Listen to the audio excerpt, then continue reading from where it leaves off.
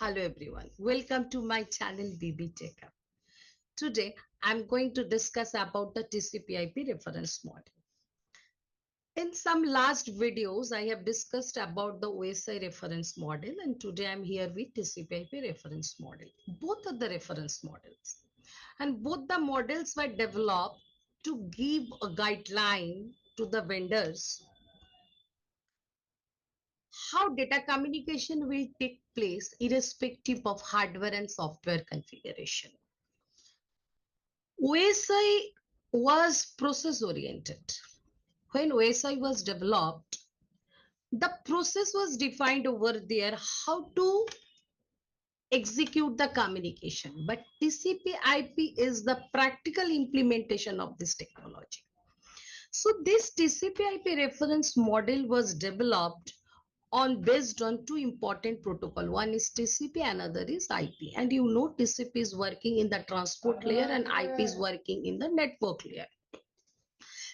And these two major protocols is governing the communication system, and we call it as a global communication protocol also.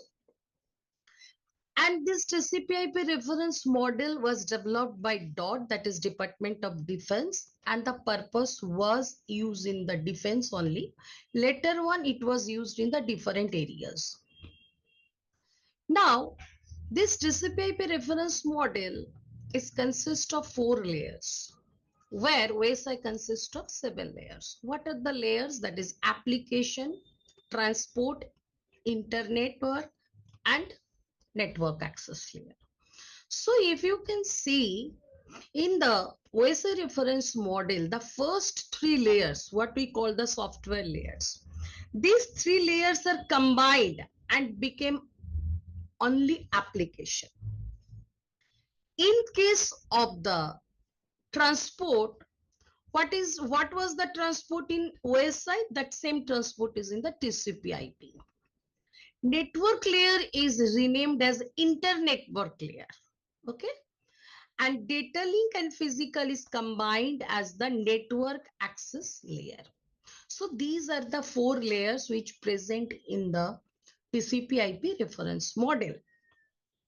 And if we can see the protocols which are required to govern this communication process, all are defined in this TCP/IP reference model. In every layer, the defined protocols are there which are responsible for different tasks.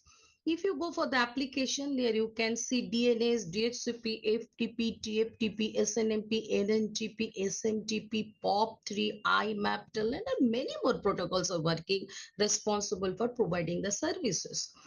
If you go for the transport layer, you can say there is the TCP, UDP, SCTP. These are very important protocols. In the internetwork layer, that is who is working over IP, ICMP, IGMP, that is ARP, RARP, and all the routing protocols are coming over here. And when we combine the data link and physical, which was separate layers in the OSI, but these two are the combined layer in TCP/IP. There is the protocol says in the data link layer, that is PPP, HDLC, SDLC. And if I go for the physical layer, that is another protocol, you can say that is nothing but my Ethernet. Okay. And now here is the question, what is the difference between this TCP/IP and OSI reference model? What happens? OSI consists of 7 layers and TCP/IP is of 4 layers. It is very much prominent. But actual difference is that OSI is the conceptual framework. It was a concept. This concept was developed to make understand how communication will take place. But TCP/IP is actual the implementation of those processes. What was defined in the OSI, that thing was practically implemented in TCP/IP reference model. And for your kind information, TCP/IP is a networking protocol suite. What is protocol suite? Collection of several protocols are called as protocol suite. Where TCP/IP is the major protocol suite, we call it as a global communication protocol also.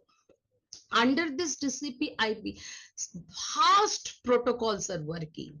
Every protocol is responsible for very important tasks. So this TCP/IP model is really implemented on the basis of which nowadays data communication takes place.